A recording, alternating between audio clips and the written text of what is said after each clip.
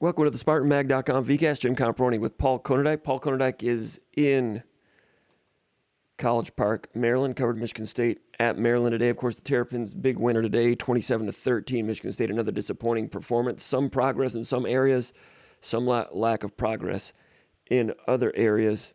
And Michigan State still trying to work on that and make some progress. But not a big surprise, Michigan State losing, but this game was there for Michigan State to win. Konerdijk was there, covered it for us at SpartanMag.com. Glad to have him with us today. Paul, how you doing? You doing okay? Yeah, I'm doing great. Like you said, I think the biggest surprise to me is that Michigan State was in position to win this game. I know what the final score looks like, but the defense did enough for Michigan State to win. The offense was moving the ball down the field really easily in the first half, did not finish a lot of drives, and then the second half, everything kind of fell apart from the Michigan State offense. But there's no reason why Michigan State shouldn't have won this game without how they played or how they could have played with the personnel they had. That was the biggest surprise to me. So I know what the final score indicated. I wouldn't have been surprised coming in with that final score. What surprised me is that the ease with which at times Michigan State did some things against Maryland. Mm-hmm. And, Maryland's defense stood up, decently well against Michigan for much of that game. So Michigan State moving the ball for, 275 yards in the first half, whatever it was. That was somewhat eye-opening. But even more strange is Michigan State becoming a completely different team in terms of execution and effectiveness in the second half offensively, punting on the first four drives of the second half, only getting one first down total in those four first drives, three of those drives, 3 and out, a dropped pass in 3 of those 4 drives. And it was a mixed bag of everything as I took notes and categorized it, in my opinion. You had some plays where Peyton Thorne was less than great. You had some plays with drop passes. You had some plays that were third and not so manageable, but with kind of strange play selection. And, some penalties thrown in there. So it was a mixed bag of things that were going wrong. But all the while, the run game was solid. Michigan State, as you wrote in the 3-2-1, Michigan State got away from the run game because, basically because the pass game let them down. They didn't move the chains. They were unable to really hook up that running game and get more and more out of it. But the yards per carry were good in this game throughout, which is no small thing because, Maryland and their run defense is not bad. I know Corum had a bunch of yards against them, and I talked about that in the pre-snap read. He got loose on a few and he bounced outside, but he also had like about 35, 40 carries and averaged a manageable number from Maryland's point of view, considering how good Michigan's run offense was last week. Offensive line's good. Their tight ends are very good, and Corum is very good in Maryland. There's a reason Maryland stayed competitive in that game. They've got a decent defensive front. And Michigan State being able to run the ball a little bit today with Elijah Collins. That was good, but they couldn't really get it going on a regular basis because the other parts didn't hold their weight. Mel Tucker talks about playing complementary football, and people get tired of that when you start losing some games, but it really does have an impact. In order to accentuate what I thought was shaping up to be a good, surprisingly productive day on the ground, needed the pass game to do something in the second half. And in order for that defense to stand up, the defense needed the offense to do something, and it all kind of fell apart. You were at the press conference with Mel Tucker today. We've seen the post-game press conference here on the YouTube channel. Your thoughts on what he had to say? He's back to neutral thinking as always, and a lot of the same phraseology are things that Michigan State fans are starting to hear on a continual basis. At some point, some of those things get a little bit tiring. And I know Mel Tucker knows that. He's aware of that. But he's still going to do and talk with his phrases because that's what he knows. That's what he's going to go by. And that's what he's going to utilize to try to get it turned around. But to be a football coach, you have to be a politician also. You have to spruce up the messaging a little bit. Your thoughts about what Mel Tucker said and the players that did interviews today after the game? Honestly, I don't really care what Mel Tucker said, to be honest with you, because he's going to say the same thing every week. The thing that I would say to fans that are disappointed right now is, okay, what is the solution out there? Because there is none. You look at Michigan State's personnel. I hate to be blunt about it, but the personnel is what it is. Like one of the things I wrote about in the 3-2-1 is that you can say that Michigan State needs to get off the field on third down more, and I agree with you. But there's only so much you can do if you don't have a pass rush. There's only so much you can do if you're in your third string defensive defensive linemen. I mean, you're looking at guys out there playing today at defensive end position, and in some instances, or a defensive tackle in Michael Fletcher, who wasn't even on the travel roster at the onset of the season. So you're looking at guys out there making plays that just weren't expected to be, or trying to make plays that weren't expected to be in the mix for anything. So of course Mel Tucker's going to say what he needs to say, the keep chopping, all the cliches that we hear week in and week out. But there's really nothing that Michigan State can do but that. And I would say that the thing that they really have to home in on is the execution piece, because there were examples of, even with the limited limitations they have as personnel, where execution wasn't what it needed to be. But I don't really think there's any magic bullet. There's no presentation that Mel Tucker can throw out there that's gonna do anything any different. I don't think he's gonna be able to win fans over. Bottom line, Michigan State is a team that it's a mediocre team right now, and there's a lot of reasons for that. And you're not going to beat Maryland at home, a decent Maryland team at home, in many instances, unless you go back to the complementary football piece, and all three phases have to play together at a high level for any chance for Michigan State to walk away from this game as a winner. And it didn't happen. I mean, the special teams besides Bryce Behringer was terrible today. I mean, there's nothing short of that. And that's one thing that I would, if I was Mel Tucker, I would stamp my feet and I would punch a wall and say, hey, listen, we're not going to give up missed extra points.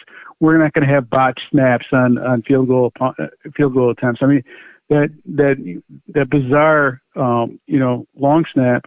And it looked like he was trying to fire it back to a punter. I don't get that. Those are the type of things that even teams that are struggling can control. But there's a lot of stuff out there that Michigan State can't control, and whether fans like it or not, that's the way it is, and it's the way it's gonna be for the rest of the season.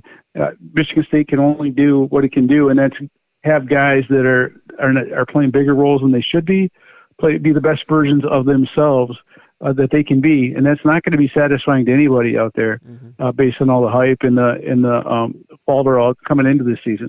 But that's where Michigan State is, and it's not going to change. Yeah, it's amazing that when you start seeing Michigan State team or any team, start to struggle, whether it be on defense or today on offense and other games on offense, it's amazing how other things start collecting in the negative hamper.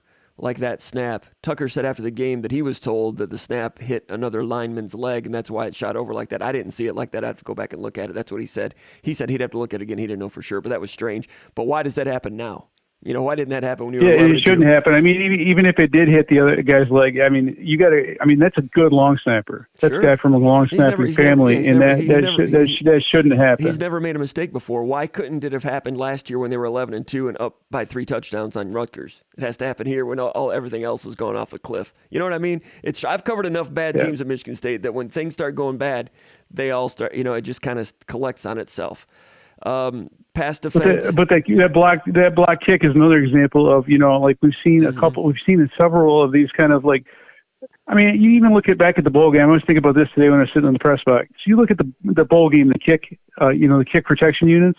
Half those guys were in the transfer portal last year. Guys that weren't good enough to play at Michigan State headed off to other schools, and you never saw one of those type of things from those guys. And but that's something that can't happen. And those are the things that can be controlled.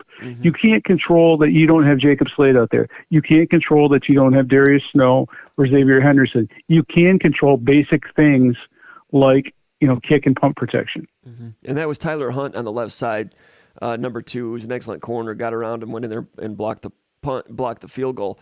Meanwhile, they had a lineman that hurdled over Michigan State's protection. Do you remember the game against Indiana when Michigan State was flagged for hurdling? Do you remember that one? Yeah, I remember that one clearly because I'd never even seen it before. I'd never seen that before in my life. And Maryland did that. I mean, the guy that hurdled did not block the field goal. It was a different guy. But in some ways, I think this officiating crew struggled. That personal foul bailed Peyton Thorne out of a near pick 6 that would have been a KO blow at the end of the second half. Joe Theismann, Super Bowl style. For those of you that are old enough to remember that, but they called it a personal foul. That's. The guy was going to make a hit on Jaden Reed. He thought Jaden Reed was going to be, catching that ball. He was hitting him, looked to me like to make a pass breakup, and that negated an interception return down to the 3-yard line. Huge break for Michigan State due to, in my opinion, poor officiating. Then that one, the hurdle, that one hurt Michigan State. I think that's a hurdling penalty. Sometimes I don't know what the how they change. I don't know if it's a hurdle. I don't know if a hurdle is illegal, or I think the one that Michigan State got was a climbing the back type thing. Okay. But I don't know if there's a difference. I don't know either. And sometimes those things change on how they're going to call a certain thing from year to year. So who knows about that? I don't really know. Maybe I missed the memo on that one. The drop passes came in, that hurt. You wrote something about Eli Collins, a good story, and some of his teammates are saying good things about him. He goes in there and he makes a guy miss and breaks 2 tackles on their first touchdown drive. And he also did that, was it the Washington game or maybe the Akron game when he went in there and showed some life? Right. At some point, so Tucker was asked about that a little bit, and I think between that and the kicker, he said, based on what we see in practice, gave him a chance, whatever. I'm wondering why he didn't get a chance earlier. You know what I mean? Broussard's been a little hot and cold. Berger's a little hot and cold, a little banged up last week, hip flexor and so forth. We're not at practice, and for 30 years covering Michigan State, I've never pretended to know more than the coaches who are at practice. But man, when Eli Collins gets in there, he looks pretty good, and he gained 980 as a redshirt freshman in 2019. And then to his credit, bringing Kenneth Walker, and he supported Kenneth Walker. He was Kenneth Walker's hype man. That was a great teammate that he was last year. And then Michigan State goes out and gets 2 transfers ahead of him.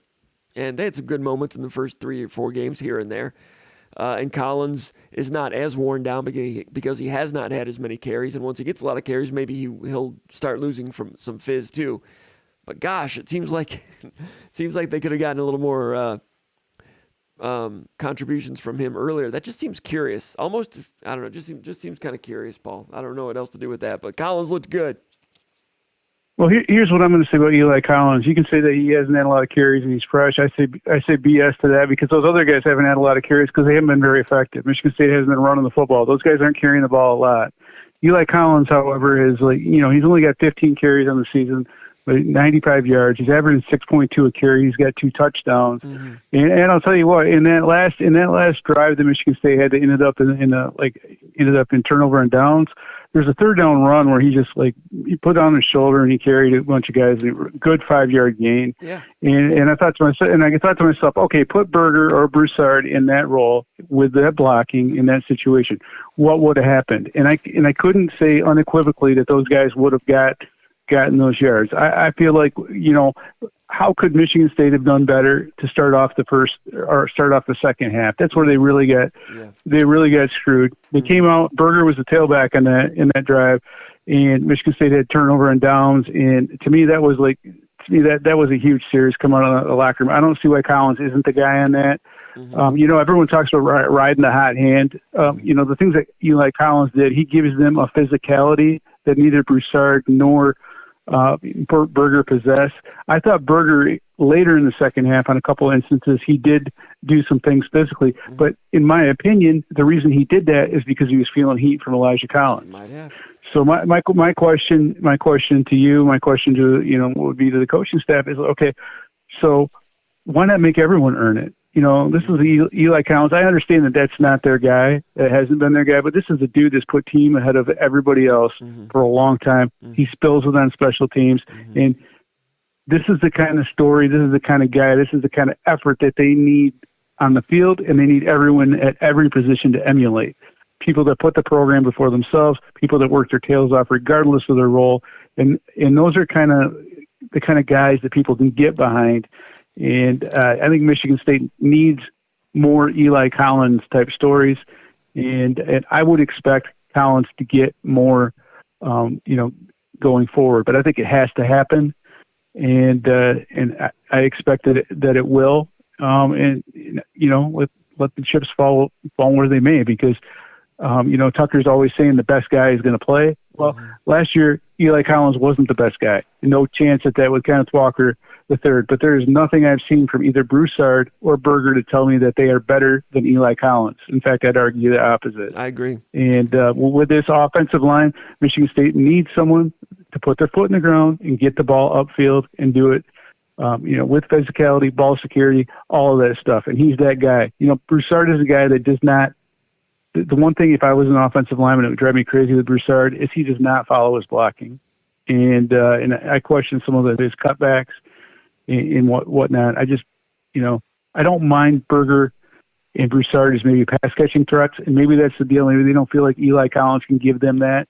And I thought Michigan State did a better job with the running back passes early in the game. It's one of the reasons why Peyton Thorne was 20 of 24. It was completing 83% in the first half, is because they took the underneath stuff to the tailbacks, the really simple, easy NFL type stuff, and that stuff wasn't there in the second half. They didn't really even try to set that up. But if Berger and Broussard aren't giving you those underneath, receiving routes or receiving yards from tailback, I just don't see how Eli Collins is not better than those guys for what Michigan State has going for it right now. I agree. And that was a big lift he gave. The opening drive, he finished it down there, 9 yards on a counter, cutting back to, strong side. Actually, it was left guard, left tackle. They pulled Duplain and Horst, pulled over to the strong side. And then, he makes a move, breaks 2 tackles. Then very next play, 11-yard touchdown, juked one, broke another couple tackles. I mean, for a Michigan State offense that had trouble in other areas and rewinding, they probably would have had trouble getting in the end zone and finishing that drive were it not for number 24. So kudos to Elijah Collins, looking really good. And Michigan State, and that's what the tailback is supposed to do. I'm sorry, that's what your tailback. That's what a Big Ten tailback is supposed to do. They're supposed to finish runs. They're supposed to run their feet. They're supposed to run through contact and not go down. Mm-hmm. And so Michigan ties it up. Michigan State ties it up 7-7. It's got some momentum. Maryland comes out first play. Michigan State pass defense bust, 44 yards to the tight end. Going back and look at that one again, Maryland ran double posts and an over route underneath it. That's a route combination called tower.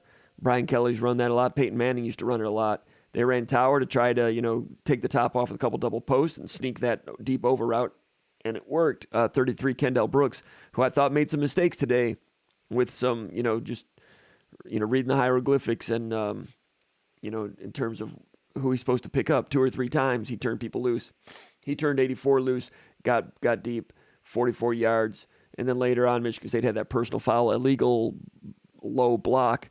They said it was on 30. Justin White, who was not on the field, he was not on the field, but Mel Tucker said they told him it was actually on Charles Brantley. I didn't see that on the replay, but a tough way to give up 15 yards.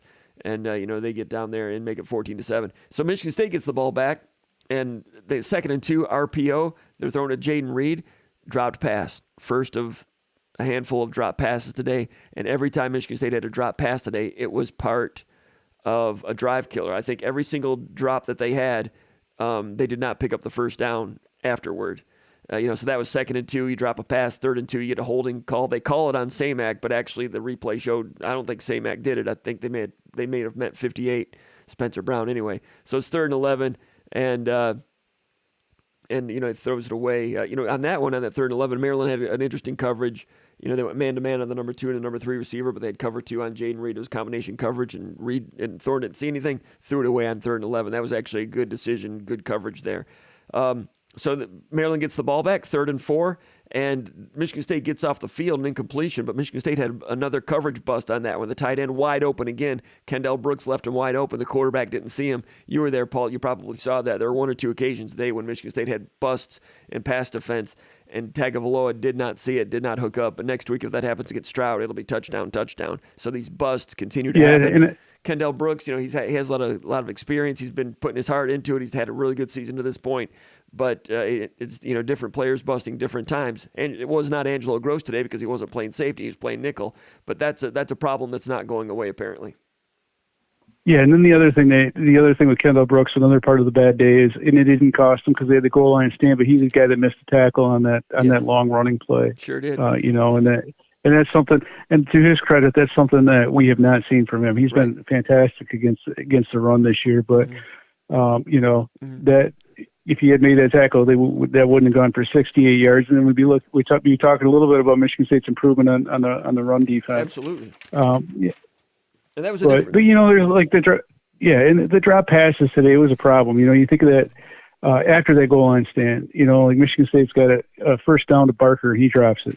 There's no reason why these guys. There's no and Peyton Thorne was pretty accurate today, and I would like to say a little something about Jaden Reed. He is not himself. No. Like he's not even. He's a shell of what he was. Yes. And I think that's really been difficult for Thorne, because there's, even that one that should have been an interception. Yeah. Or whatever that one that's, there is no way the old Jaden Reed doesn't get to that ball. That looked like, to me, that should have been a completion if it was the old Jaden Reed. That was weird. You're talking about the one in the second half, or the one before halftime that was intercepted? The one that in the second half that was the near interception. The one that should have been an interception that was taken away by the whatever call. Mm-hmm. that funky call. That was a play that there's no reason why Jaden Reed shouldn't get that ball. A healthy Jaden Reed. Okay, I thought he overthrew him high, but you think he could have jumped higher? The real Jaden Reed. I think Jaden Reed jumped. I think Jaden Reed jumped early on that. I think that was a really awkward jump by him, and I think that's one of the things that has kind of been messing with Thorne a little bit at times, is he really doesn't know what to get from Jaden Reed. There are some times where Reed looks like the old Reed, and there's sometimes where he can't do it. Yeah. He can't get 50-50 balls like he used to. Right, and Michigan State down by 13 points or whatever it was, about 5 minutes to go in the game, 1st and 10 at the 19-yard line, threw a deep fade to Jaden Reed, diving, went through his hands, incomplete. Would have been a miraculous catch, but that's a similar catch that he made on 4th down last year against Penn State. He dove for it, didn't get it, and he went straight to the sideline. He was done, and he's playing hurt. But that one went through his hands too. Probably a pretty good ball. Probably a ball that Peyton Thorne knows that the old Jaden Reed might have gotten to. Would have been miraculous, but we came to expect that of Jaden Reed last year. Michigan State went 11-2 last year. How many drop passes do you remember from the whole season last year? There were more today than last year. I remember thinking. I felt like I remembered half dozen from last year, and but the thing about the drops last year is most of the time Michigan State came back on 3rd down and got plays. I remember thinking, like, midway through last year or late in the season, I remember it occurring to me. I'm like, man, I can remember, like, Andrew, what was the guy's name? The quarterback from Port Huron. What was the guy's name? Anyway, the guy that threw all the drop passes, like in 2012 or whatever it was. Andrew Maxwell. Are you talking about? Yeah, I remember thinking. From Midland? Yeah, I remember. Was that where he's from, Midland? I remember thinking, and that year and some years in the John L. Smith era were just drop passes. You'd count them up every week. You'd expect at least 6 every week, it seemed like, or more. And I remember thinking, midway through last year, man, there have been so few dropped passes for a guy that's covered some teams that have dropped a ton of passes. There were so few. But now, just this week, I didn't see many drop passes against Washington or Akron or Minnesota. But this game, which was there for Michigan State to steal in some respects, but the drop passes were drive killers. Michigan State not a good enough team to have a drop pass and have it not come back and beat them. Second half, Michigan State gets the ball. They go 3 and out. They open the second half with a little pass out to the flat to Trey Mosley for 0 yards. There were a lot of little passes out to the flat for 0 yards today, it seemed like. 2nd and 10, a little bubble screen to Mosley, and it dropped it through his hands. I'm not sure how many yards that would have gotten, maybe only 2 or 3 or 4. And then 3rd and 10. Is that the one to Barker? Was that the one to Barker? No, that was the one. I think Mosley dropped that one on a little bubble screen. And Mosley, you don't expect. That's probably the first drop pass of his career. 3rd and 10, they throw it to Barker over the middle. He gets tangled up. Could have been maybe pass interference. Maybe not. I don't know. Tangled up, no call, punt. Which, okay, no big deal. Michigan State gets the ball first in the second half, down 24-13, having driven at the end of the first half, getting a field goal blocked. That opening drive of the second half was kind of critical. Drop pass, could have used a flag there, could have used some help. Sometimes that's what it takes. But then, Michigan, they go down, they kick a field goal, make it 24-13. Michigan State did not blitz a whole lot today, but blitzed on 3rd down, got off the field there. I think Michigan State didn't blitz a whole lot today by design. I think it was the old Mark D'Antonio, Harlan Barnett theory about put a wall around him, because this guy Tagovailoa, when he's healthy, he's more dangerous outside the pocket than he is inside.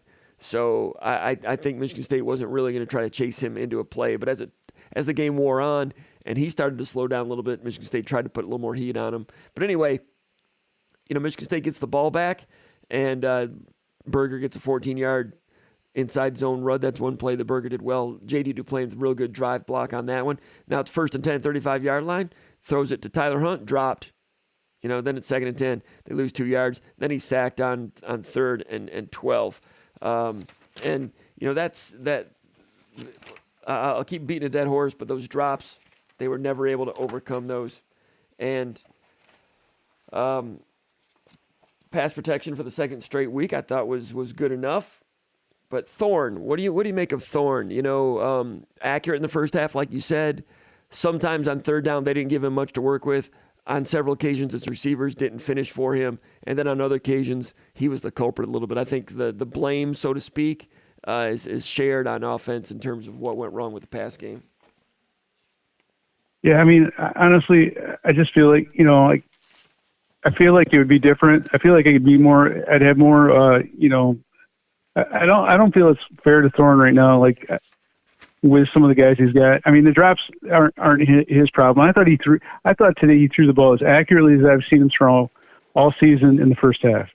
And I think so. I think he threw some good balls in the second half as well. But I'm kind of curious to understand why that some of the underneath stuff that was so effective and so easy in the first half, that was part of the game plan, wasn't really there in the second half. I don't know why Michigan State went away from that. But the drop passes aren't very helpful, obviously. But I thought Thorne was pretty good. I thought he played within himself. I thought there was a couple times where he didn't force things, and where he has in the first few games of the season. I just think he's got to get more help. I think he's got to get more guys that are able to come back to the ball sometimes when he's in trouble. Mm-hmm. And I think this is a game where Mosley didn't do a whole lot, and I wish he had been out there to do some things because I'm not sure. I'm not exactly sure what the answer is, how Michigan State proceeds with Jaden Reed being, not Jaden Reed, and how they get the job done. But I just feel like overall execution and offense was not very good in the second half. I'm not sure why that was. I don't want to put a lot of blame on Peyton Thorne because I don't think he tried to do too much. I think he took what was given to him. And there was a lot of times where I didn't think coverage was great, or there might have been opportunities for Michigan State to get advantageous one-on-ones, and they didn't materialize. There's a couple of times I expected, here's Keon Coleman, he's getting single coverage on the outside, he's going to be able to do something. And I don't, he wasn't a guy that really stood out to me, aside from a handful of plays they ran for him, where he was making a huge impact. And I wonder about some of that.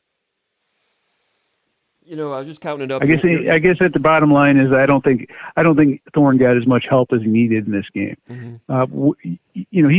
He's a good quarterback, but good teams have players that make more 50-50 catches than not. And Michigan State has personnel that has a history of making good plays in 50-50 catches, and some of those guys aren't making plays that are should be 85% type plays, and I wonder about that. You wondered why some of those short passes were not there in the second half. You got to remember, Michigan State only had 3 plays in the third quarter. So when you're only running 11 plays, that's part of it. So of those 11 plays, 7 were pass plays, including a sack. So 6 times the ball went in the air. 2 of those were dropped. So that's 4 other passes. 1 tangled up, could have been a flag. Another one complete for 0 yards. 1 was a near interception, and 1 was a sack. So I just counted up those were the 7 plays. So when you're not moving the chains, you don't get a chance to really, to dial it around and dish it around all that much. The near interception I thought was out of frustration because of the drop passes. That one seemed to me like it was the first play of the drive after they missed the field goal. First play of the drive, and he had drop passes on each of the first 2 drives, 1 to Mosley, 1 to Tyler Hunt. Now, first play of the drive, and it looked to me like he was going to throw to Jaden Reed no matter what. And they had, Jaden Reed was covered. The linebacker did a good job dropping. Michigan State ran a play action. The linebacker didn't bite all that much on the play action fake. So you have a linebacker getting depth, and and he's got a safety behind him, and it was a linebacker that almost got the interception. But in the meantime, he had Tyler Hunt wide open over the middle. It's easy for me to say he's wide open, but I wonder, if that's a frustration thing. I'm throwing to my guy. I'm throwing to Jaden Reed. I'm throwing to Bird. And he throws it to him, forces it. Very fortunate that was not an interception. Now, All right, so 2 plays later, it's third down. So that's an interception. They get away with an incompletion. Second down and 10, they run it, gain 4 yards, which is productive. Third and manageable, 3rd and 6. This is one of those play calls. I'm like, man, the play design. I'm like, what's going on here? So it's 3rd and 6, and Michigan State's pass protection was pretty good in this game. But on 3rd and 6 here, Michigan State leaves maximum protection in. They leave a running back and a tight end in for pass pro. It's not like pass pro had been a big problem. You know what I mean, Paul? So Michigan State sends 3 receivers out against 7. And the route combination, maybe they thought it was going to be cover 2 or something. I don't know. But they ran like a high-low to the sideline, which is a cover 2 beater if you only have 2 people out there. Well, because you only send 3 receivers out, another linebacker gets over there. You got a linebacker underneath, a corner in the middle, and safety over the top. They're outnumbering the sideline 3 defenders to 2. And you've got 2. That's all you have over there. It was Keon Coleman and Jaden Reed, outnumbered 3-2 over here. And way over to the left, you had Malik Carr split out as a wide out. He runs a little 7-yard hitch, and the play is run on the right hash. So I don't think Thorne's going to throw from the right hash to the left sideline. And I mean Malik Carr was like outside the numbers, and he just runs a 5-yard hitch, which wouldn't have been a first down anyway. So Malik Carr is basically not in the play. The tight end into pass protect, the running back into pass protect. They're sending 3 receivers out, and you're outnumbered over there. And you might remember there's kind of, Reed is just kind of going down the sideline, and Keon Coleman's over there. And I think Thorne like pumped and rolled out and ended up throwing it. I think he might have completed it out of bounds, but you might remember there was no one to throw to on that play. That might have looked a little bit strange to you when you saw it live. I was at home, so I rewound it to get a real good construct on what the heck was going on. But for 3rd and 6, max pro against a team that's really not done much pass rush against you, I had trouble understanding that one, Paul. So sometimes play design, play call, sometimes Thorne, sometimes guys not catching it. And it's just enough sewage everywhere, Paul. Yeah, and I think on that one it was weird because Thorne wanted one. I don't know what he wanted his guys to do, but he was motioning out there like he was trying to direct traffic. But I don't think there's anything they could have done to get that to work. Yeah, the play call and play design on that one gave him nothing on 3rd and 6 there. There was a couple instances of that. Yeah, next time they get the ball, Berger on inside his own gains 4, I think, 2nd and 6. They throw it to Barker, and he drops that one on 2nd and 6. Would have been a first down. Now it's 3rd and 6. You get a false start. Now it's 3rd and 9. This is from their own end zone after that goal line stand. 3rd and 9 from their own 2-yard line. They threw that little swing pass out to Berger that had 0 chance. Remember that one? I thought, I honestly thought in real time, I thought, there was some blocking, but it wasn't going to work. Yeah, it's 3rd and 9. So that was that. And then that's another 3 and out after a nice 4-yard gain on first down. The goal line stand, you're talking about Michigan State's run defense, and it was good. And Maryland, as everybody could see, has good running backs. That Henby, that redshirt freshman, he's a player. And then Littleton comes in, he's a player. Those guys were moving the ball pretty good against Michigan last week. Part of the reasons why they were in the game. They busted that one loose for 68 yards. And you're right, Kendall Brooks missed a tackle on that one. If you go back and look at it, Michigan State had a different alignment on that. They brought Kendall Brooks up and played corner and brought him off the edge as a blitzer. And when he came up and played corner, Amir Speed went back and played safety, which I think might be his best natural position. So Kendall Brooks, probably a good play call. He's in the backfield, has a chance to stop him right there for a tackle. Misses that tackle. Amir Speed coming over from the safety position, misses a tackle. Jaden Mangum come over to safety, goes for a sweep tackle, misses a tackle. And it was Chuck Brantley coming from the opposite corner, busting tail from the other side, ran him down as hard as he could, tackles him out of bounds at the 2-yard line. Because why? Because you never know. And you never know? Getting in the end zone. And Michigan State, to their credit, 4 straight runs stopped them. Was it Littleton on all 4 of those carries, Paul? I believe so. And I'm going to tell you what, they ran hard in Michigan State. That goal line stand there, Michigan State defensive linemen, everybody working together. Yeah. Linebackers. That front 7 reminded me of like the Antonio era stuff because they hit hard and they snapped those. I don't know if it was the same tailback all the time, but that dude ran into a wall and he got some whiplash down there, and that's what you like to see. So, I mean, that's a real positive in my opinion because this is not a great run defense. Michigan State keeps on trying to get better and get better, but they got guys out there that have never done this before. Deshaun Mallory out there playing defensive end at times today. You're right, Paul. You know, and then Mike Fletcher is an interior defensive lineman on some of these on third down plays. So I mean, let's be honest about this stuff. You know, when I talk about personnel not being what it should be, you expect a team like Maryland that's got a pretty good offensive scheme, got a really good offensive scheme. Offense, yes. You know, you expect guys like Mike Fletcher. No disrespect to any of these guys, but you expect guys like Avery Dunn, Mike Fletcher, Van all these guys. Van Sumeren played well today, but Van Sumeren at linebacker, down in and down out. Yeah. Same. Well, he played well outside the box today, and I'll tell you. And then Cal Halliday did some good things inside the box. Yeah. But you got all these guys out there, and you got guys that are doing things like Avery Dunn and Mike Fletcher and the other guys that I mentioned just earlier. I mean, like this is not an ideal situation. No. This is less than ideal. You got guys like Derek Harmon and Maverick Hansen who are good backup football players. Really, and I can see guys, like Derek Harmon. I think he can at some point be a better version of what Naquan Jones was, but him and Maverick Hansen aren't supposed to be playing 40 to 50 snaps. Right. Those are guys that are supposed to be playing 25 snaps at a super high breakneck level as backups. And for Michigan State to do what they did today, I think they did a nice job on defense. I think so too. In the first half, they struggled. They struggled, but in the second half, to hold that team to 6 points, yes, and to do that when the offense is punting on a consistent basis, yes, that's serious progress. Yes, and those guys are playing their tails off, and the guys. I mean, that's something that you can take away. You can grow from. Yeah, and the guys you mentioned, Hansen, a young Derek Harmon, even Van Sumeren, who's been a starter all year, and then Jared Mangum getting in there as a freshman at safety. What you're describing there is kind of what you see from subpar Indiana, Northwestern, Illinois type teams over the years. You know what I mean? You'll see a couple good players playing on defense for Illinois, and you play them, and they're a Big Ten team, and they're just good enough to lose. I realize Illinois looks better this year. They handled Wisconsin today, which is an amazing story.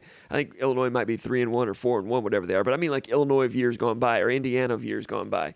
That those teams that go 4-8. That's what Michigan State looks like, and they've got some players that are doing their best, but they're limited.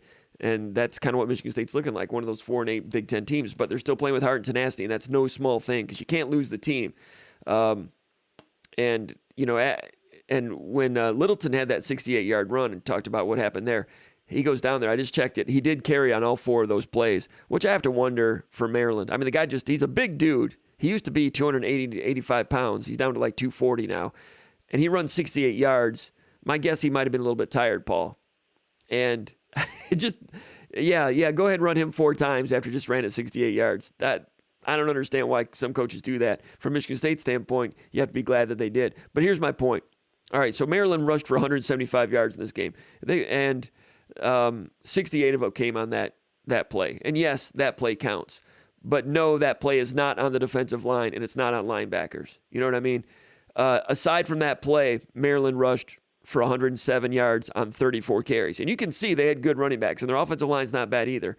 So aside from that play, Michigan State held them to 3.1 yards per carry. That is progress. That is guys that are playing pretty strong and showing some strength there. The busts are still bothersome. Jaden Mangum, had one where he got beat on a post nod double move. And midway through the game when they saw who's number 1 out there, oh, that's a true freshman. Okay, at some point we're going to try to bait him into something. That's coming. The guy hasn't played much, right. First-year starter. That's going to happen, and it's a learning experience. That's not really him blowing an assignment. That was just a guy learning something there a little bit. There was another bust on their touchdown drive late in the second quarter that made it 21-13. 3rd down and 3, they ran a play action, another late tight end release, a late release, which is what Washington beat Michigan State with a couple times. They saw it on film, and Maryland did it, and Kendall Brooks ran at the quarterback. When the quarterback is sprinting out, he took the cheese, like D'Antonio used to say, took the cheese, and that one got out for 31 yards. So that, when Scotty Hazelton this week was saying you can't make a bust, an assignment, or a gap error because you're trying to do someone else's job. That was Kendall Brooks seeing quarterback go and try to make a play by himself. No, just do your assignment. So you're starting to see a little bit more of that. Actually, Kendall Brooks was involved in 3 of those today. He's got to get back to just staying within himself and getting back to what got him here, because he was pretty good for most of September. I agree with you. The passes to the running backs, that was a little bit sign of life. Michigan State, I think the first play of the game was another one of those counter boots. The counter boot rollout throw was something that Michigan State showed a little bit more of against Minnesota. So they incorporate that this week with some throws to the running back with a little better running game, and that helped get the offense going a little bit, but we detailed what went wrong from the offense from there. One other thing, all right, we talked about the play, first drive of the fourth quarter, goes through Barker's hands, incomplete, then the false start, then the running back swing pass from their own end zone. So you punt it, they get a short field, they drive down and kick a 51-yard field goal. Then Michigan State gets the ball back. This was the one where they finally drove. Time's running out. 4 minutes to go in the game. 1st and 10 at the 19-yard line. They throw that deep 19-yard fade to Jaden Reed. Diving, doesn't come up with it. He goes to the sideline. Now it's 3rd and 10 for the 19-yard line. It looked to me like he had Jeremy Bernard open on a post, and he missed him high. Do you remember that one, going to the end zone? I thought he was open. I thought he missed him high. Did you get a good look at that play? I didn't get a good look at it, and I wish I had. And I wish I had access to the replay on that. Yeah. That was 3rd and 10, 19-yard line. If he's on target there, it's touchdown. You're down by 1 touchdown with 4:40 left. As bad as things have been, the defense was still, was hanging tight, and maybe you're a bounce away from getting in position to steal that one, but missed that one. And then on 4th down, nobody's open, scrambles around, and keeps it out of bounds, and they turn it over on downs, and the game's over. Overall, where do you think did Peyton Thorne speak after the game today? Yeah, he did. And how was he? I've not. I think he was okay. I think he was pretty decent. I mean, he was subdued as you'd expect, and he wants more than he's gotten. He was asked about Jaden Reed not being 100%, and he said, "Do I think he's 50%? No. Do I think he's 100%? No." So there's some frustration stuff there. I mean, Peyton Thorne, I think he's pretty hard on himself. I think that if he goes back and he watches the film today, that I think that he did a lot of things. I don't think he jeopardized his team's chance to win this game. But one of the things that he's got to get is he's got to get guys making plays for him. And I can't think of many plays today. I can't think of many catches today where a guy like a Michigan State receiver went out and made a play that was spectacular. No, they didn't have one play. You come to expect that. I mean, it's football. These guys, that's what they do. And so I think it's kind of cliche to put as much on the quarterback as we do. And I think Peyton Thorne's come out and taken his lumps and taking the blame every time Michigan State's lost a game, and I give him credit for coming out there. But he's got to get people making plays for him. He can't do it. I mean, you can ask him to play within himself, and that's all well and good. But unless people start making some plays for him, you just don't. Like last year, you had guys all over the field, whether it was Speedy Naylor or Jaden Reed, making an easy catch and turning it into something bigger than that. Mm-hmm. You don't have as much of that this year. No. And he needs guys. Making plays that need to be made, a la balls that shouldn't be dropped, they should be caught. But he also needs guys making plays for him, so he doesn't have to be perfect all the time. And last year they were so explosive, going, the 10-yard or the 10-play touchdown drive was not really Michigan State's strong suit. I mean, they were a good offense. They didn't need that a lot of times, but we're seeing this year that without that explosiveness, they're finding it very difficult to go 10-play scoring drive. Did it early in this game. That was a nice one. And he's like Elijah Collins, breaks a couple tackles, makes someone miss, and that is spectacular because we don't see that very often, right? Michigan State did not have one play of more than 19 yards today. Peyton Thorne was, he was checking it down maybe because that's where the windows were open and he wanted to stay with himself. I can understand that. But, after that interception at the end of the first half that was overturned by that personal foul, it seemed like, maybe it's my imagination, but it seemed like it was a different Peyton Thorne after that. It seemed like that one shell-shocked him a little bit. Maybe I shouldn't use that word, that terminology, but he seemed to, even, after they survived that and got the 15-yard penalty, they handed the ball off like they were, content to go in at halftime at that point, but the handoff netted 12 yards. Now you're up to the 50-yard line. So they went back to the air, a couple short passes, got in position for a field goal. They moved 30 yards to get in position for that field goal after the personal foul or 15 of them were the personal foul. 15 were on like 3 or 4 little completions, and one And scamper that was in keeper. 18 that was in 18 seconds. That's impressive. Yeah, and one was a little scamper keeper, but they're little short passes again. But not driving it down the field. Maybe it wasn't open. Maybe trying to manage things They're a little trying to bit get. more. Listen, those are little plays designed to get down the field and get out of bounds. No, I mean the whole game, like in general. In general, they weren't taking shots downfield, but I don't think there were any. I mean, there really weren't a lot of shots downfield. There were a couple that he did go deep, and they ended up in PI flags a couple times. Yeah. But yeah, this was a game that they wanted to throw underneath and not force the issue. But I honestly, I did not see too many instances where guys beat people deep downfield. No. There were not opportunities down there. We know what Jaden Reed is right now. So it's Keon Coleman, Trey Mosley. Coleman's still learning. Mosley's pretty good, but he's still just kind of a possession guy. Jeremy Bernard is young. So all of a sudden that wide receiver room looked like such a strength. When you take Jaden Reed off of it, it's not as much. All right, I'll let you go, Paul. One more thing, like Mel Tucker, he's being asked now about, fans and, people that are frustrated. 3 losses, and all of a sudden people want to answer to the frustration of fans. I mean, I understand the frustration of fans, and fans, to their credit, have more of a voice than ever because of message boards, talk shows, Twitter. 3 losses back in 87, 86 wouldn't even be a blip on the radar screen. Every coach got 5 years, especially coach that went 11-2 last year. I understand it looks like a rickety mess right now, but if he's being asked right now about frustration of fans and his calling out to Michigan State fans to support the team right now, need you for the Ohio State game, those things, man, if he thinks there's frustration right now, I mean, they got to play Ohio State still. Michigan's going to be very difficult. Everybody knows that. Penn State's going to be difficult. I mean, the frustration is just getting started because, like as you outlined, Michigan State's making a little incremental progress here and there, but the talent is not great. So the margin for error is small, but also the ceiling is very low. All of it makes for a very uncomfortable situation around the Michigan State football. I don't want to say around the whole program right now, but the sideshow is going to become the main show. You know what I'm saying, Paul? The side noise. And the thing about it is like Michigan State was an 8-win, 7-win football team last year that played above their talent level, and they won 11 games. And credit to them. Michigan State fans anointed Mel Tucker is all this in the bag of chips, the D'Antonio plus.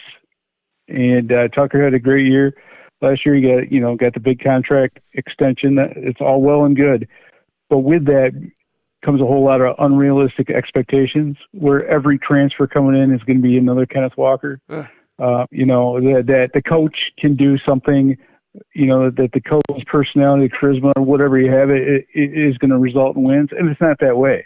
It's like, you can make good off-season hires. You can bring in BT Jordan, but, you've got to have the players to do it. And right now, Michigan State doesn't have the players to do it. And I don't care what Tucker says. I don't care what the coaches say, to fire up the players. The only thing that matters is the work that's put in, and they got to keep on chipping away at the rock face, so to speak, because there's nothing you can scheme your way out of this. It's impossible. They've just got to keep on working, keep on grinding, and get better, and hope. And I think this is the case if you look around college football. A lot of the teams that struggled last year, are playing pretty dang good this year, and that's the way it is. Guys like Jaden Mangum, in the midst of the disappointing season, is going to gain a lot of experience. And there's other guys in the program like that as well. And I'm not saying right now you're playing for next year, but in some ways you are. It's building culture time right now for Michigan State, and fans have to understand that. But the ones that aren't supporting the team, they're the same ones that were are getting all excited about who's on campus for recruiting. You're right. And Yeah. It's just the way it is. It is what it is, and It's all it's amplified. not going to change. Last year they go 11-2. That was great, and the reaction to that was great. But it's amplified, and maybe I'm guilty for doing some of the amplification. But that gets amplified, and people thinking that okay, now they're going to win at least 10 games. That gets amplified. Expectations get amplified.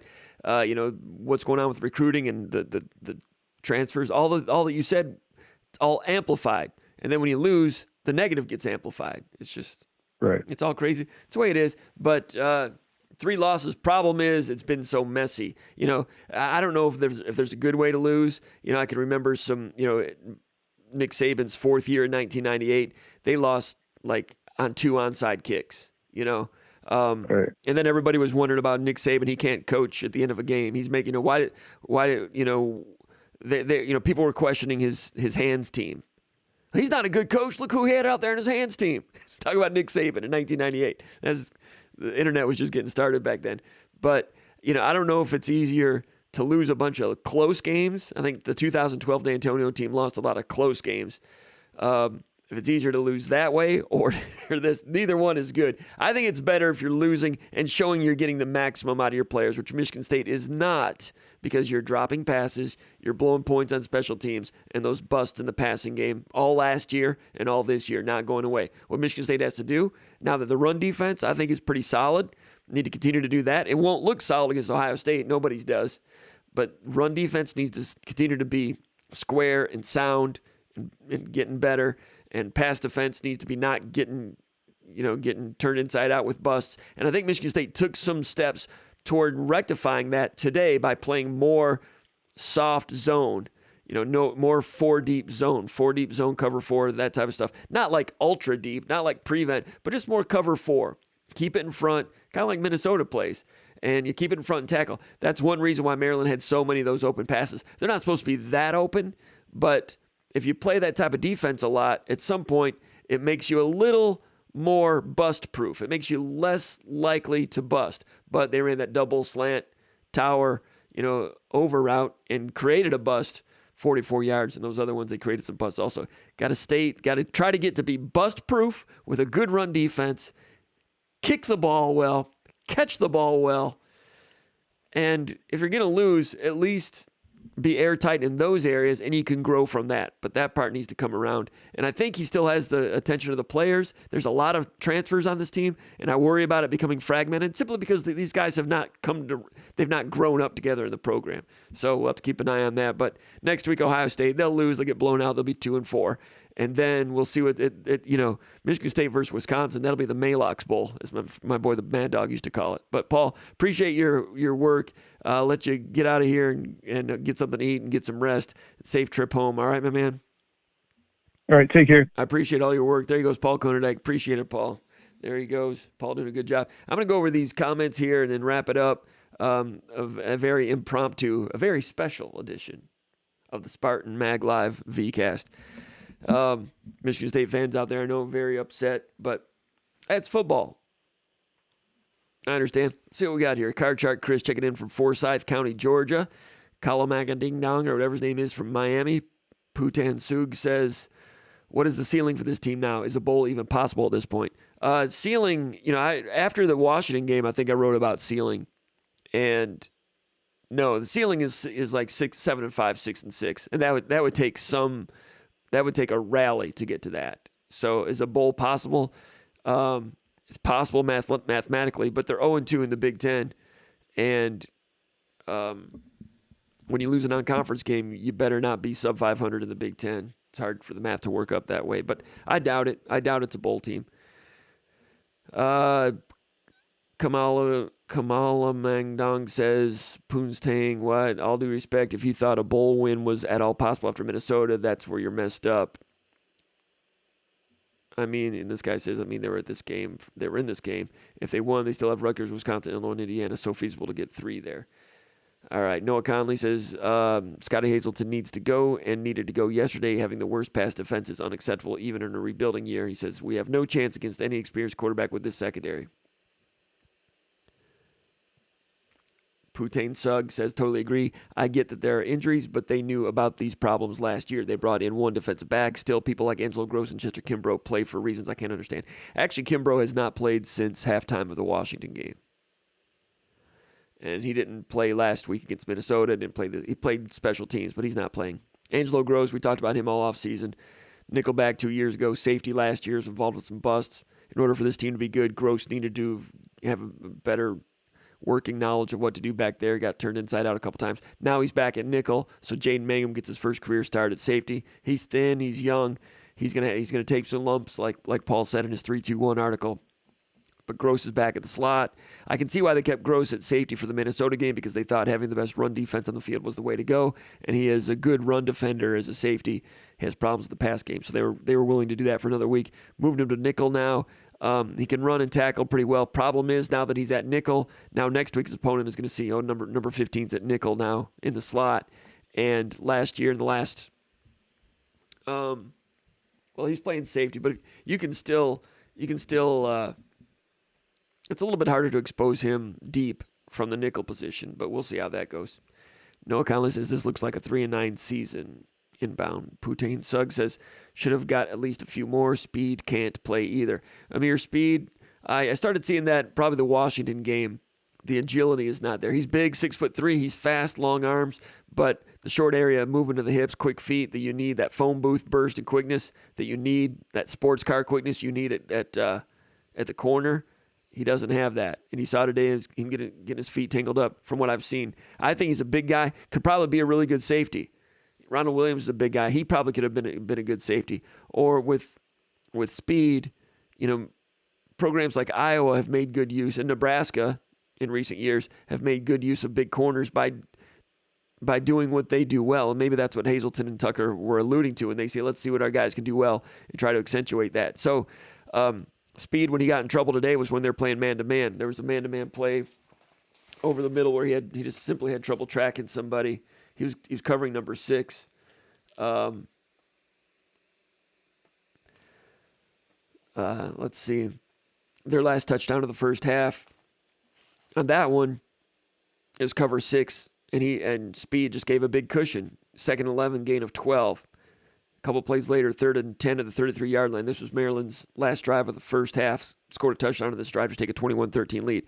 3rd and 10, 33-yard line, trying to get off the field on 3rd down. Michigan State played man-to-man on that one. They sent an extra pass rusher as a blitz, 5-man rush, and Speed was covering number 6. I can't remember from the pre-snap read who number 6 is. Was that the transfer from Florida? Let's see. Receiving, number 6. Jones. Okay, that wasn't the transfer. Transfer from Florida's Copeland. He had 2 catches today.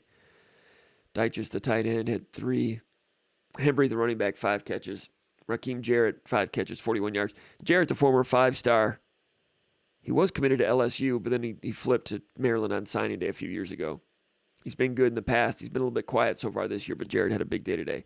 Jones was the guy that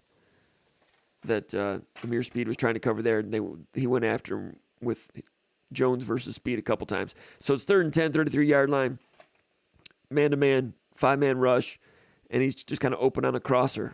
Speed tried to run with him, and he just can't trail, doesn't have the footwork. The guy was open by about a step and a half. A couple plays later, 2nd and 6 at the 15-yard line. This one, a little return route to number 10. This time, they're picking on Speed a little bit. Speed was kind of showing press, and he goes back to bail. He bails back to zone. So they're trying to disguise it a little bit, but he's bailing back to zone, return route. They gain, about 7-8 yards or so to get a first down. But Speed was, they were going after him a little bit, and it was a struggle. So there's openings out there. But Michigan State's run defense, everybody remembers the goal line stand. That was solid. But also remember late in the first half, 3rd down and 2 at the 28-yard line, their own 28-yard line. 3rd down and 2, they gave it to Hemby, and Michigan State stopped him. Maverick Hansen against double team was firm, and Jacoby Windman on that play took on the tight end and drove him backward, which created room for Cal Halliday to come in there and make the tackle. So 3rd and 2 made a stop there as Michigan State was down 14-7 at the time. Then they scored to make it 14-13. The defense rose up a couple times against a pretty good rushing attack. Not a great rushing attack, not as good as Minnesota when they have Ibrahim, who they didn't have today. Not as good as Michigan's running attack is going to be. Not as good as Ohio State's running attack is going to be. But Maryland is a good, solid, with these two redshirt freshman running backs, a good running offense, and Michigan State did a solid job containing them today, except for that 68-yarder, which was 33-6 missing tackles, not defensive front seven. All right. Michael Wheatley's from Maryland fans. Luckily, they didn't call that interception back for a touchdown, or Maryland didn't punch in that touchdown after the 68-yard run, or Maryland should have won by a lot more. I don't disagree with that. Spunky181 says next week's going to be ugly. I don't disagree with that. Fleet says Noah Kim time. Either way, Hauser's quarterback 1 next year. The unknown is undefeated. Spunky181 says that was a bad throw. That was a bad throw, the one that was intercepted. Missed him high. And, he was missing receivers high the first 2 weeks. Did not have that problem against Washington. It crept back in a little bit today, and that was almost an early TKO on that one. Old Tuck, the bell cow, is here from Austin, Texas. He says, is BT Jordan helping or hurting? I'm seeing some weird pass rush moves. Today in the pass rush, I think Michigan State, nobody said this, but it looked to me, I think they're trying to keep them corralled. Remember when Narduzzi, Barnett, D'Antonio, they would do that against some quarterbacks? Just don't let them out. Pressure them a little bit, but don't chase them into a play. I think there was some of that going on. Not that Michigan State would have gotten home with pass rush today if they had gone out all out. I'm not saying that they eschewed pass rush today. I just think that there was a different mindset today. George Page says drops from Jay Reed, Hunt, Barker, Mosley. Gordon Tonona is here. By the way, George Page, former keyboard player and guitar player for one of the top 25 East Lansing bands of all time, Shredder Dorothy. Reunion tour coming back. Reunion. It's going to be I don't know where it's going to be, but it's going to be in February. It's going to be on a Saturday in February in East Lansing. It's going to be fun. Spunky181 says I shouldn't be saying this as much because I like when I go to those things, I don't want anyone there that knows me. I like to lay low. I don't need 5 or 6 people watching me get my jam on because it's ugly, people. It's ugly. Bill in NPR says this team has no offensive identity. They do have a defensive identity. They get smoked via the pass against decent teams and quarterbacks. Next week is going to be painful. Spunky181 says need more Collins. I agree with that. Putain Sugg says, am I pronouncing that right? Says the seniors should not play from this point forward. That's a bit harsh. Elijah Collins is a senior. Samuel DeJesus says, it's sad to say, but it's looking like a 2-10 season. Just let the other guys play for experience, including Noah Kim. Spunky181 says, maybe the wide receivers have lost confidence in Thorne and don't trust the ball will be where it's supposed to be, so drops happen. I don't know about that.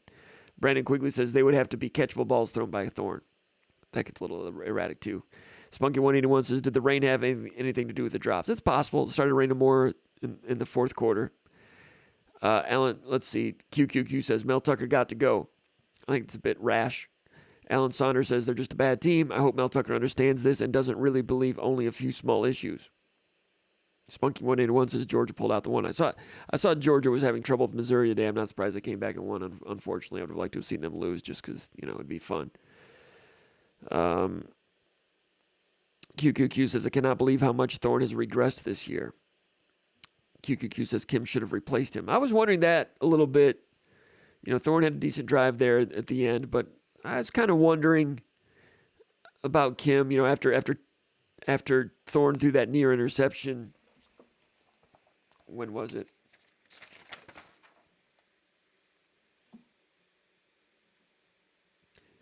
The last drive of the third quarter. First play of the drive, near interception. It's after Maryland missed a field goal, 24-13. After that near interception, and then, they had that 3rd and 6 Max Pro thing with 3 receivers out that we talked about earlier. After that, I wondered, are they thinking about maybe would Kim, would they go for a spark here? But Thorne is such a good leader. The team loves him, trusts him. Mel Tucker told him this week, you're the guy. With all that going on, you got to play your best, of course.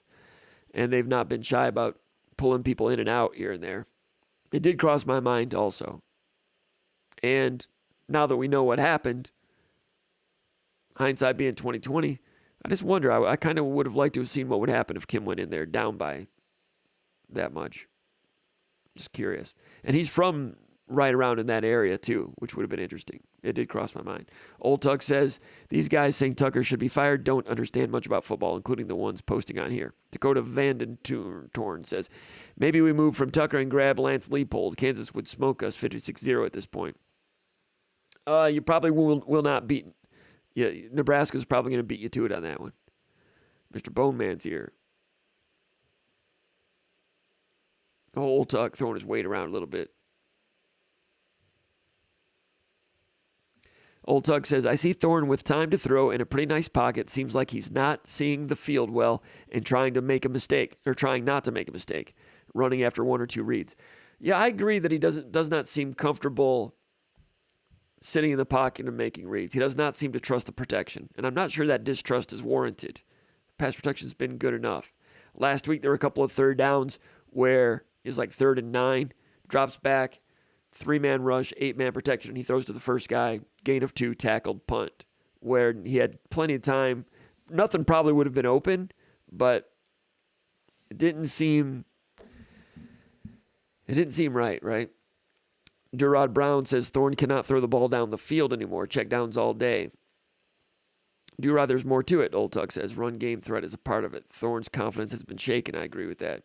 Collins fell forward and moved the pile each time. Shame we did not go to the air, so we had to go to the air so early. I agree. 3 straight games with the run game has been tossed aside because of the scoreboard circumstances. Last week against Minnesota, I thought Michigan State's run blocking was not bad. That's a pretty good Minnesota defense. Today, Minnesota lost. Abraham was not there. Abraham doesn't play. O'Connell does play, and that changes that whole game. Purdue's not looked good the last couple of weeks with some injuries to that quarterback, but today Purdue's defense played well. Now, I'll say something else. I watched some of that game. Tanner Morgan looked a lot less competent when he's going against the defense that was kind of moving pictures on him a little bit. Michigan State's defense today was a lot of cover 4, but they were moving pictures just a little bit. Not like against Minnesota when they were just like showing early what they were going to do. They telegraphed what their defense was going to do, and it made it so easy for Morgan.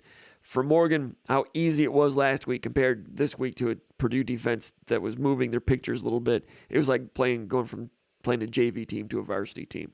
That's how bad Michigan State was last week. I don't know who Purdue's defensive coordinator is now, but I'll go back to, 2018? Michigan State played Purdue. Purdue had upset Ohio State. They had a little wide receiver that was really good, but their defense was elementary. It was deep cover 4 all the time. And Purdue came in here as a favorite, having upset Ohio State. Michigan State was struggling at the time. Do you remember when Michigan State upset Purdue at Spartan Stadium? That was when Lewerke was injured. Rocky Lombardi came in, had a career day, threw for like 275, was something like 18 out of 24, something like that, and he looked great, and everybody got the wrong idea. And all the student section chants, Rocky, Rocky, like they thought he could do that every play. No, can't do that every play. He did it that day because Purdue's pass defense was so terrible. It was deep shell cover 4, throw underneath, sideline, gain of 12, gain of 12, gain of 12, gain of 12. I don't know who the coordinator was. I don't know who Purdue's quarterback is now. I mean, their defense coordinator. Might be the same guy, but if it is the same guy, that's driving home my point. Same coach, but different levels of understanding on defense allows him to do different things. Today, they're changing pictures on Minnesota, and Tanner Morgan looked like a different quarterback. Rocky Lombardi looked great against Purdue that day. The next week they played Nebraska back when Nebraska still had a pulse. They changed their looks, and Lombardi looked like a different quarterback. It's not apples to apples each week depending on who you're playing against. Old Tuck says we need a Hubert Thompson type guy to emerge, just a raw bone pass rusher, not trying to experiment with karate moves. Tim Hughes says Tucker isn't going anywhere. Settle down, folks. Old Tuck says Mel knew the extra money would bring even more expectations. Problem is, if he could have 3 out of 4 losing ones as a head coach. Problem is he could have 3 out of 4 seasons losing ones as head coach. That's a weird scenario. Yeah, if you're already counting next year's losing season. Or wait a minute. 1, 2. Oh, I get you. With Colorado. You're right. You're right about that. The payment thing, this is something you're going to hear me say a few times. People upset, lose some games, and they're like, that's a good thing they're paying him $100 million or whatever. I guess that I can see, people get upset Miguel Cabrera's making so much money and not being productive, and Mel Tucker making so much money. But what I don't understand, you're not paying him. And maybe you guys are. Maybe you're the ones that are, Michigan State University's not paying him. It's a couple of donors. So I don't understand that, why that's a thing. I understand the expectations are high, but I don't see it as a cause for criticism, because if I were a fan and I had to write a check for like $500 every year to help pay his contract, I'd be mad then. But I don't, and you don't, so I don't understand. Why are we paying him so much money? Well, you're not paying him that much money. Anyway, Dakota Vandentorn says defense was not the reason we lost this one. Offense was a joke at the moment. You're right. Light Lime says, well, Mel said he was horse bleep coach. You should believe him. Dakota Vandentorn says Thorne has regressed. Tim Hughes says defense, like sacking or hurrying an opposing quarterback, was a big part of it. Robert Willie says, I want to see young guys get in. Michigan State has to go up big or they don't get in. They lose big and they don't get in. How and when do you develop in live situations? We've seen Zion Young get in there. He's a true freshman. Jaden Mangum started today. We've seen Jeremy Bernard. Mangum was in there, like I said. I'm wondering about Caleb Coley. I think is like second string nickel right now. He was behind Justin White last week. And now Justin White gets replaced and doesn't play. It's interesting how players disappear. Malcolm Jones played a little bit early in the year, special teams. Dylan Tatum, I don't think he's going to be ready. Alex Van Summer played some defensive tackle earlier in the year. Saw him last week against Minnesota, and he was not strong against double-team blocking. He's not ready to do that yet. Antonio Gates, I kind of thought that he needed to be de-recruited a little bit. I'll be interested to see how – he's got a lot of talent, but the question I'm going to have is, like, how committed, how much drive does he have to do this? Remains to be seen. The offensive linemen are too young at this point. I've not seen Quavian Carter, the linebacker. Malik Spencer, the safety from Buford, Georgia. He's a guy that Michigan State likes a lot, and he was looking good when he first got here. He had an injury. There were some thoughts among some of the veterans. I think Xavier Henderson told me that he thinks Malik Spencer and Jaden Mangum are going to be a real nice tandem going forward. We've seen Mangum a little bit. He's going to make some mistakes, and he's got to fill out. But Malik Spencer is a guy, I don't know, if he gets healthy, does he play later in the year here? I'm not sure. But that's someone we've not seen that I'd be interested in seeing. Other than that, that's all the true freshmen that would be getting some time. But I agree with that, wanting to see some young players. They're not there yet. They need to try to get to 6 wins. But if they get to 6 wins, do you want to go to the Quick Lane Bowl? I guess, it's good for the program to get those extra practices, kind of. And, it's a bowl game. But ever since that bowl game's been in Detroit, Michigan State seems like it's been trying to avoid it. And that bowl game's been trying to find them. I think it'd be a pretty good party down there. Detroit's a much different city right now than it was the day that the Motor City Bowl was invented. I'd be down there. I'd have some fun. If they could get to 6-6, which right now I doubt. Unless some things change. It's possible for things to change, but that's what they got to start looking for.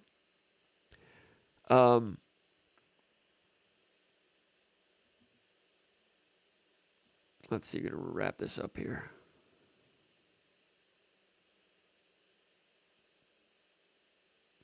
TG says Tuck always preaches compete to play, and ball security is job security.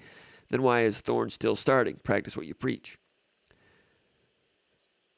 Fleet says, pretty sure Kim has an elbow injury. That's why he did not come in. I did not know that. I'm not aware of that.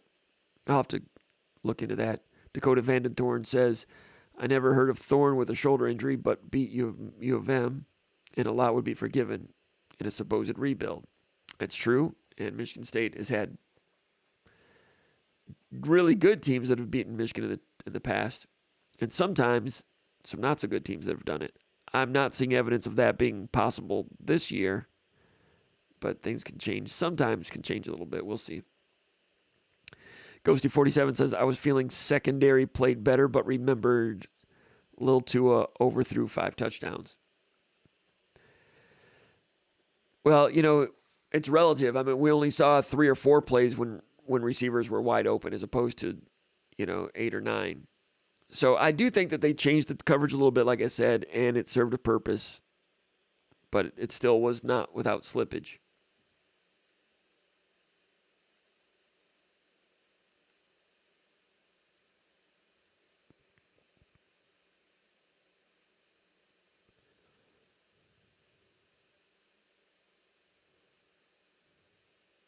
Ron English is coordinator at Purdue. How long has he been there? Thank you for that. He was pretty good today.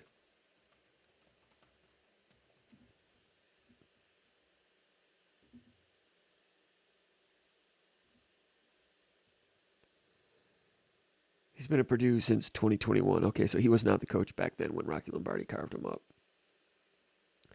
This is his second year at Purdue. All right.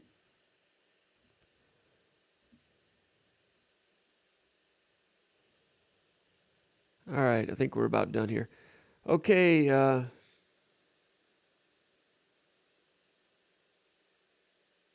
Alex Moore says, Jim, do you think we could stand a chance against Ohio State or U of M if the weather prevented them from passing effectively? Against Ohio State, it doesn't look like it. But, Missouri showed today that anything can happen. How about the sad sack Missouri Tiger fans? I mean, the way they lost to Auburn last week, I've never seen a team less deserving of winning and won than Auburn did last week. Then Missouri rebounds from that, and they're leading Georgia at halftime 16-6. Then they lose this game. But credit to Georgia for getting up off the mat and going head first into Georgia, going 0-2 these 2 weeks. But that's a program that's lost a couple games, and it's heartbreaking. But you can that Missouri program looks like they're literally kind of close. Being close with Auburn is no great feat. Auburn's not any good. It was on the road, but doing that against Georgia, that's a good sign for them. Old Tuck says, Comp, your point about not being our money makes sense, but who else could we have for $100 million that may be better? That's the point some are making. I still think he's got potential at Michigan State. For $100 million, I mean, it's not worth talking about right now, but I can understand people saying that. Like if you, I don't know. Ben G says, we're screwed. Folt, tough luck for you, says defense played good enough to get us the win. Offense sold. TBH, to be honest. Offense sold. I agree. Defense actually was good enough against the Maryland offense that's good. Now, the Maryland offense you saw today was down a cylinder because Tagovailoa did not have all of his dual threat capabilities, all of the run pass. You didn't get to see his feet today. He's got great feet. Saw it a little bit on his own read keeper in the fourth quarter and a little bit here and there, but it's usually more electrifying than that. So Michigan State got a watered-down version of Maryland today, but the defense did play well. And but got to eliminate those busts. Got to figure out who's who. Is Amir Speed a corner? I don't know. It's probably too late, but I mean, I don't know. I wouldn't mind seeing Amir Speed go back and play some safety. Bring in Marquis Lowry, let him play some corner. I haven't seen him in a while. He hit pretty hard last year. Chester Kimbrough had a rough time against Seattle, against Washington. They targeted him in the slot a little bit. Ohio State burned him pretty bad, but Ohio State burns everybody pretty bad. But, I mean, to just take him out of the playing group, I don't know. But Amir Speed, we'll see. So, appreciate everybody checking out the VCast, hour and 18 minutes. Appreciate Paul Konerdijk and everything he does for SpartanMag.com. Appreciate all those subscribers for an impromptu freelance version of the Spartan Mag Live here on a game night, Saturday night. We'll be back covering Michigan State next week. Get ready for the Ohio State visit to East Lansing. Appreciate all the Spartan Mag subscribers. Give us a thumbs up. Subscribe to this channel and subscribe to SpartanMag.com. We appreciate it. We'll talk to you later. Check out SpartanMag.com for continued coverage with the Spartans from East Lansing and College Park, Maryland. My name is Jim Comparoni. You've been watching the VCast and Spartan Mag Live. Go over to SpartanMag.com. We'll see you over there. SpartanMag.com.